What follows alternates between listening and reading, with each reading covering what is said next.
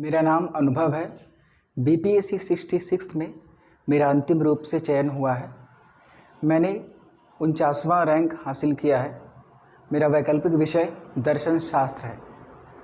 दर्शन शास्त्र के बारे में एक मिथक जोड़कर अभी देखा जा रहा है कि इससे चयन नहीं हो रहा है, लेकिन ऐसा नहीं है। दर्शन शास्त्र उन विषयों में से है जिससे बहुत ही ज़्यादा चयन हुआ है, चाहे वो बीपीएससी हो, यूपीपीसीएस हो या यूपीएससी हो।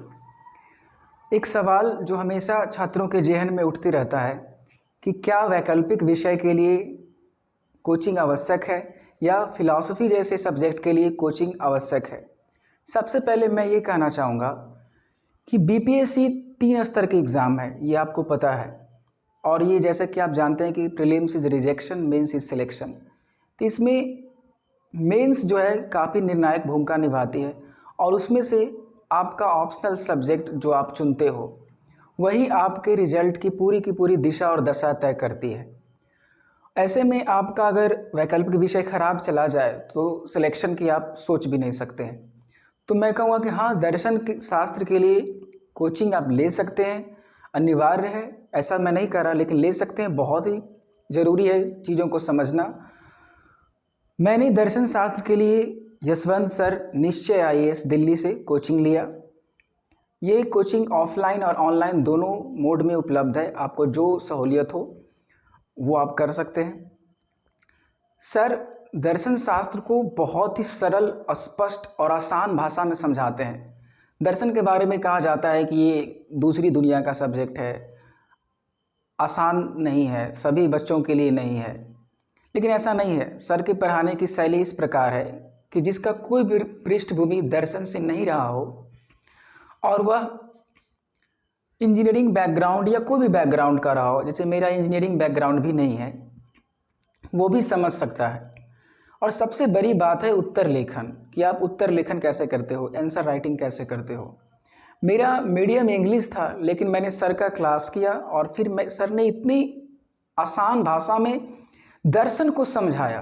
तथ्यों को समझने पर मैंने जोर नहीं दिया, क्योंकि तथ्य तो किताबों में भरे पड़े हैं और किताबी भाषा लिखने से मार्क्स भी नहीं आते। क्या होगा जब प्रश्नों की प्रकृति बदल दिया जाए। तो मैंने दर्शन को समझा और विषयों को अगर आप समझ गए तो फिर कोई ऐसा सवाल जिससे आप पहले से परिचित ना हो, अचानक से आ जाए तो आप उसको सॉल्व करने की पोजीशन में रहोगे। सर ने दर्शन को समझाया ही नहीं, बल्कि सोच विकसित किया कि आप उस सोच के सहारे वैसे भी सवाल जो दर्शन शास्त्र के नहीं है, आपके ऑप्शनल का नहीं है, उसको भी आप डील कर सकते हो। इवन इंटरव्यू में आपको इससे सवाल पूछे जाएंगे, जनरल क्वेश्चन पूछे जाएंगे, उसमें भी काफ़ी हेल्पफुल है। दर्शन में एक कंटेम्प्रेरी वेस्टर्न फिलॉसफी है जिसको सामान्य तौर पर छात्र इग्नोर कर देते हैं, छोड़ देते हैं, लेकिन सर ने इसको बहुत अच्छे से करवाया और इस 66 बीपीएससी में भी सवाल आए और मुझे एक भी ऐसे सवाल में नहीं लगा कि मुझे मैनेज करना हो या इसको जैसे तैसे पन्ना भरना हो। मेरे पास कंटेंट की कमी नहीं थी, मैंने कभी भी रटने पर बल नहीं दिया और मेरा नोट्स भी लगभग, मैंने कभी नोट्स बनाया ही नहीं, सर का केवल क्लास को सुनते रहा। तो एक कॉन्सेप्ट, एक समस्या विकसित हो गया।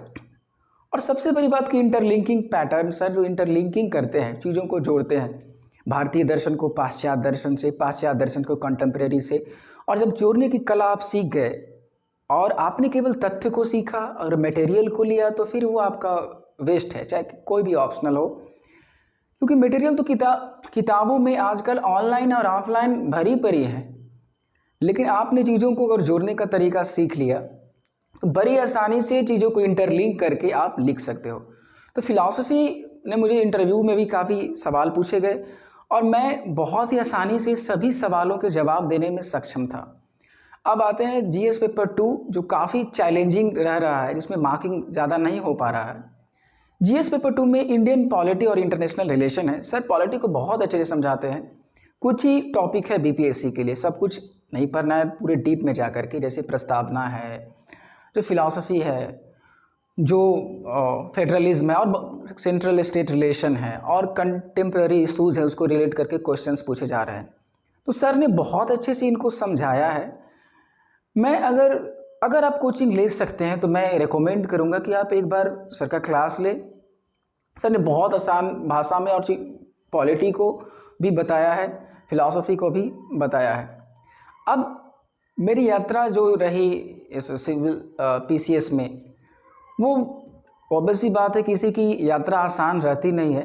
मैंने इसे पहले भी दिया था तो फिलॉसफी में मार्क्स कम आया था, जिस कारण अंतिम रूप से चयन नहीं हो पाया था, इवन मेंस ही नहीं हो पाया था। तो उसके पीछे कारण था कि फिलॉसफी में कम मार्क्स आए थे। फिर मैंने सर से हेल्प लिया, और सबसे बड़ी बात कि सर हमेशा उपलब्ध रहते हैं बच्चों के लिए। ऐसा नहीं कि आपका अगर क्लास ख़त्म तो हो गया आप जाइए, आप किसी भी बैच में पढ़े हैं, सर ने हमेशा आंसर राइटिंग को लेकर के एक एक आंसर को चेक किया, लाइन बाय लाइन, एक एक आंसर।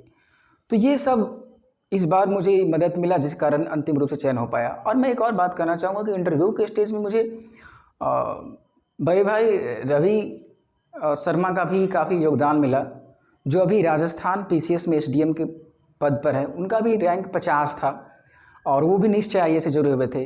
मनीष भैया ने भी काफ़ी मदद किया इंटरव्यू के लिए और मोटिवेशन के लिए, वो भी निश्चय आईएएस से थे, अभी भी डीवाईएसपी के पद पर अभी बीपीएससी में चयनित है।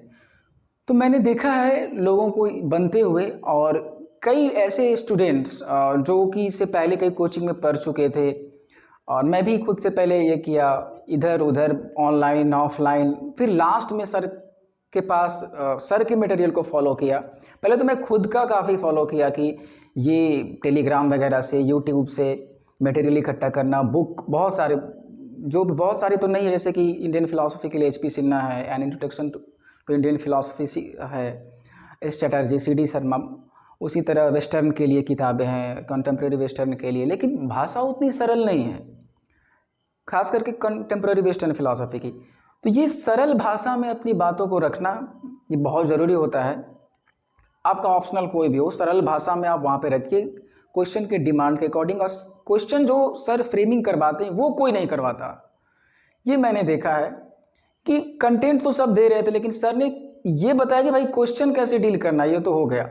मैंने देखा सर मेरे पास कंटेंट तो है, अब ये मुझे सीखना है कि इसको कैसे डील करना है। तो सर ने बताया और काफ़ी हेल्पफुल रहा, इसके लिए मैं सर को धन्यवाद भी देना चाहता हूँ। और वो सारे छात्र जिनका अंतिम रूप से चयन नहीं हो पाया है, मैं कहूँगा एक बार फिर से ऑप्शनल पर ध्यान दें, और जो भी ऑप्शनल आपका इतिहास हो, PSIR हो, और उत्तर रेखन पर जोर दें, आपका सिलेक्शन होगा। बस।